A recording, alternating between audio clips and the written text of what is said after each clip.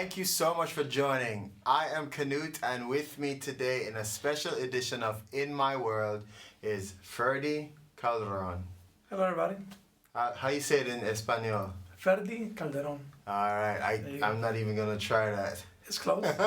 Pretty good. Yeah. So Ferddy is an awesome guy, and above his awesomeness is his skill for being an audio engineer. How did you get started? To begin, I started because I wanted to be a DJ. And so it goes back to middle school. Yeah. My older cousin, his name is Fernando, he was, DJing, at the local parties. Yeah. And, that was like the first thing that drew me into music. Mm-hmm. Growing up with my parents, my dad was a huge fan of salsa music. Oh. So in like the household, we always, heard salsa music. Yeah. So coming to the States, I'm from Guatemala. Uh-huh. And so coming to the States, and now that I'm older, now that I'm in middle school, my cousin is now DJing, and I'm like, hey man, I want to do that. Yeah. So I began to DJ with my two friends, and so from there, once I got to high school, I met a friend, Marcus Marshall, and we're both in the tech club. And so we would do like the assemblies for the schools and the dances, and that was my first encounter with a mixing board, and understanding that you can control individual instruments and like voices. So when I was in high school, I was really into biology. I actually wanted to be a doctor. I wanted to study neurology. But due to life factors, once I got out of school, I went ahead and chose audio first. Wow. And so that's how I started.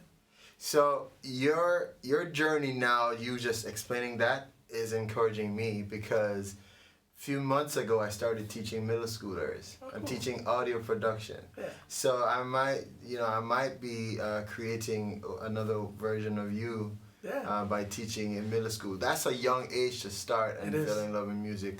And so when was the time you said I wanted to be an audio engineer? This was when I'm really gonna just go for it.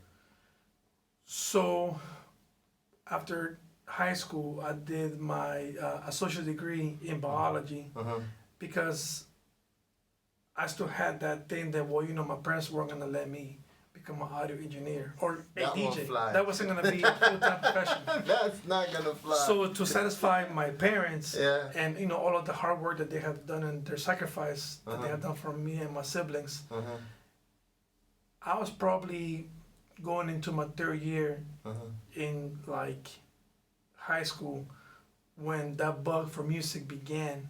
But I kind of kept it, somewhat tamed.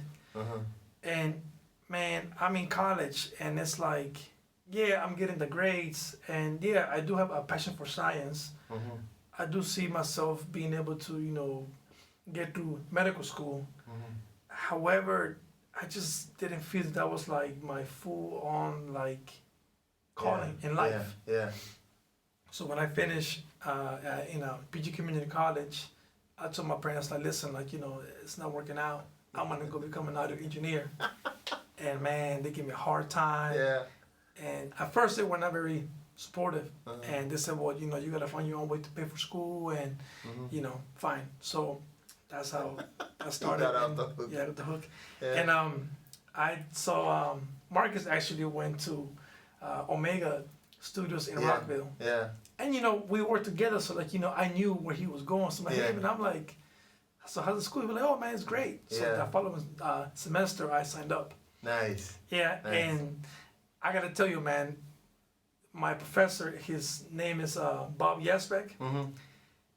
Man, he was a great engineer. Well, he still is. He's now, retired from, teaching. But man, he definitely impacted my life, and in a great way. That when I was in his class, I was like, this felt right. Nice. I can do this every day. Nice. So we are in InTune recording studio, and you had a lot to do with this facility. Yeah. Tell us about that. How, like a quick story of how it came together and how you feel about it now. Yeah. So about 3-4 years ago, I met the owner, Danny Cortazar, and his wife Cecilia. I was actually at Asparagus Media Studio, which is down the street here. I was hosting an event for the Recording Academy DC chapter. Nice. It was actually an event, like a networking event. Nothing to do with with me. It was more so about, hey man, let's mingle and network in the area. Yeah. And we're chapter brothers, guys. Yes. Yeah, DC chapter. Shout out. Yeah.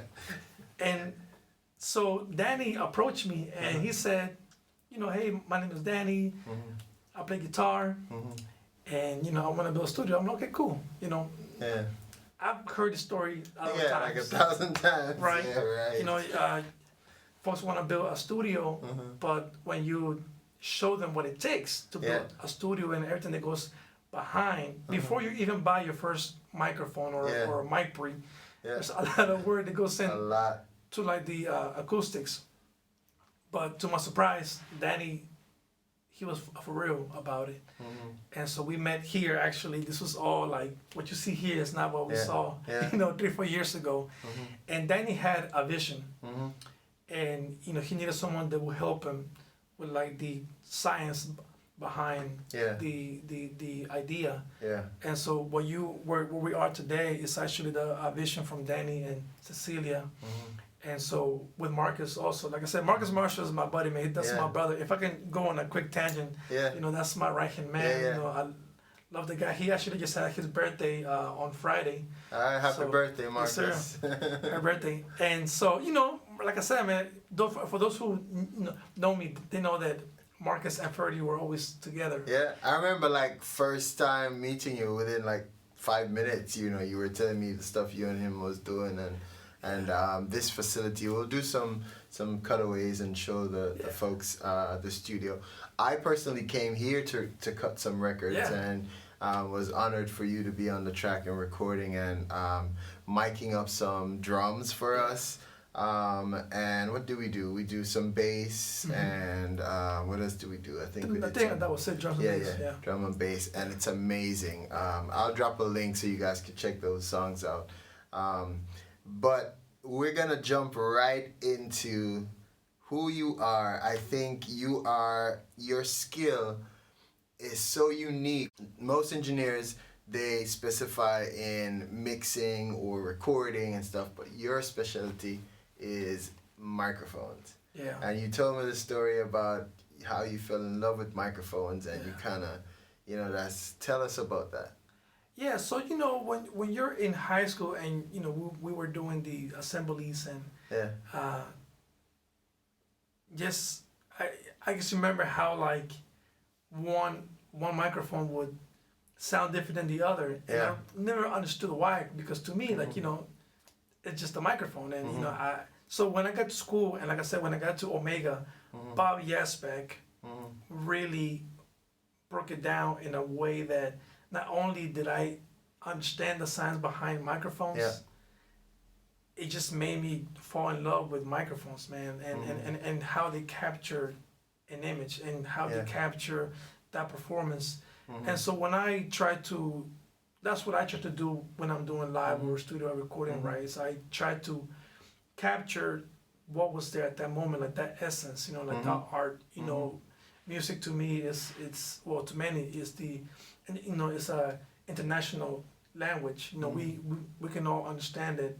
Definitely. And that's one of my goals is trying to find that one instrument, that one pencil that can help the listener who is not here present during the session be able to witness what we witness when we're in the studio, or if it's a live recording. You are a great engineer all around, and I'm not just saying that because you're on the show, but I had the opportunity to do a live show, and Ferddy was doing monitors, and let me tell you, not one squeal, not one out of phase, not one anything. It was the smoothest gig ever, and he blessed us with his presence, and position the microphones and all that stuff. We're gonna jump into looking at some of the microphones right now. Stick and stay. We'll be right back.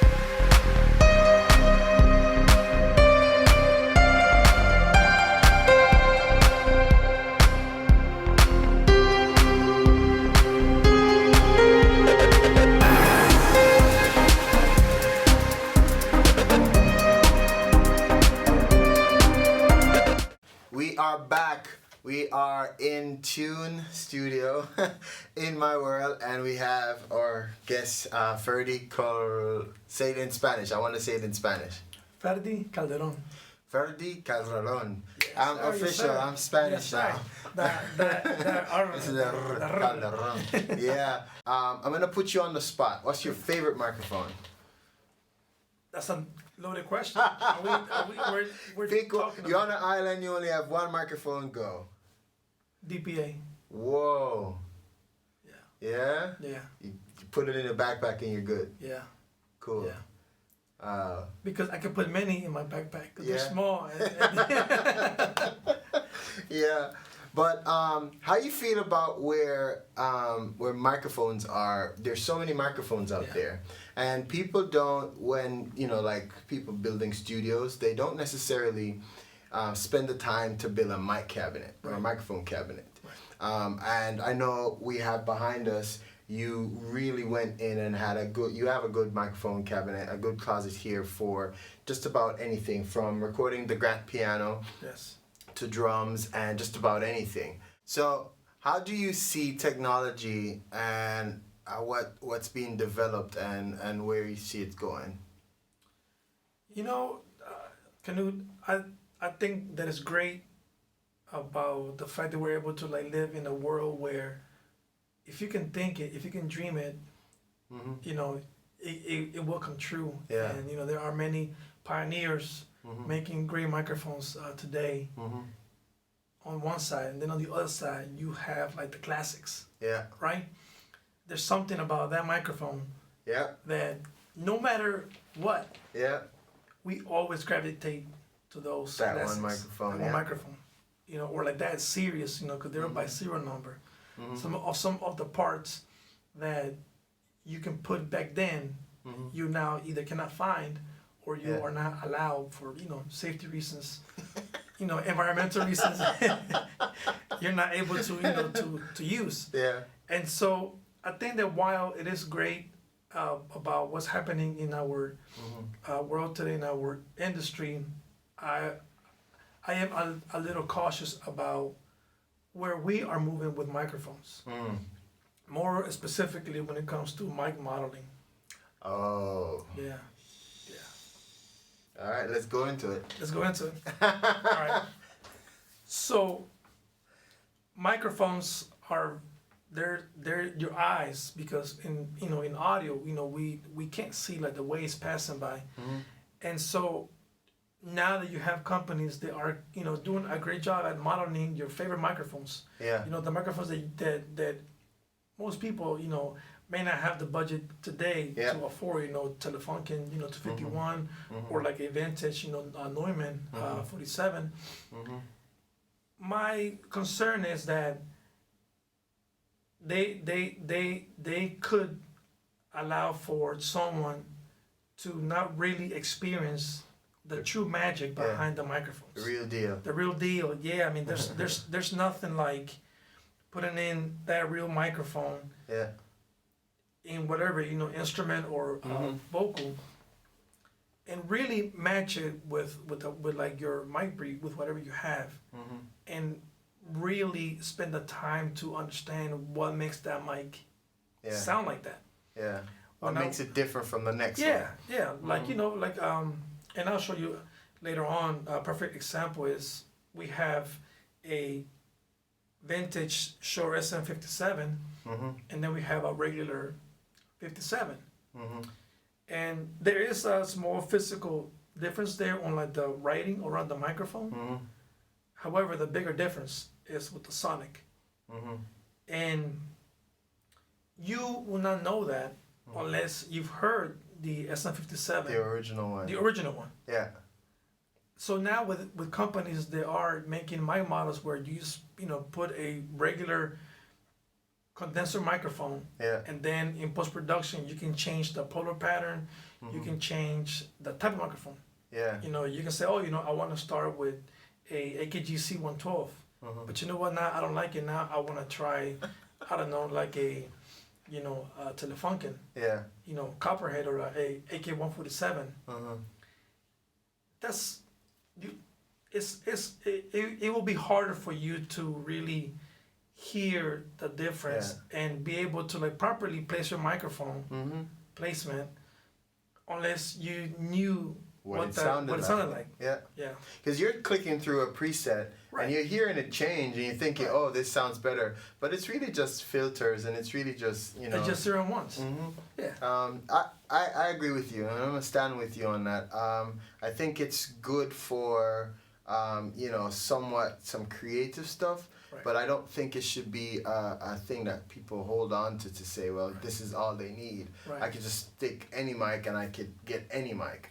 And, when you have a microphone and you know what it's created for, and you use it for that, and even if you use it for or against what it's created for something creative, I think that's the joy in hearing a record and knowing that, I flipped this mic upside down, or I pointed off axis just to get that sound, or I did 2 to blend it, X and Y and things like that.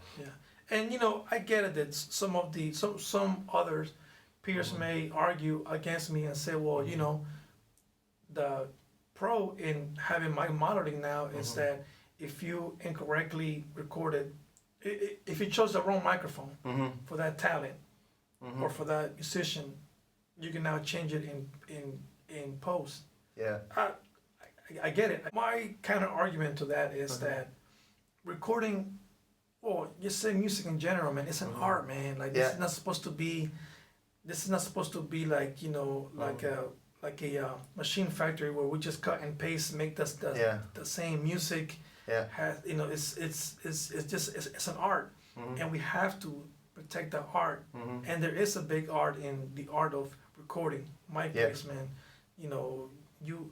You can't just expect that you're gonna place the mic here and then hit record. Like you have to trial and error.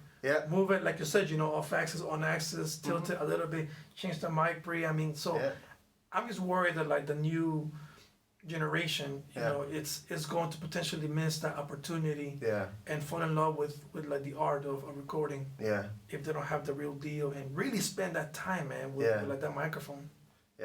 The art of recording, you and I both share that, where it's something, back in the day it was sacred. I remember when I started out, my studio that I was at, a producer said, we're gonna record live drums, and no, it's a specific engineer has to come and you have to use these mics, and it made it sound like this, it's this holy moment, this big experience.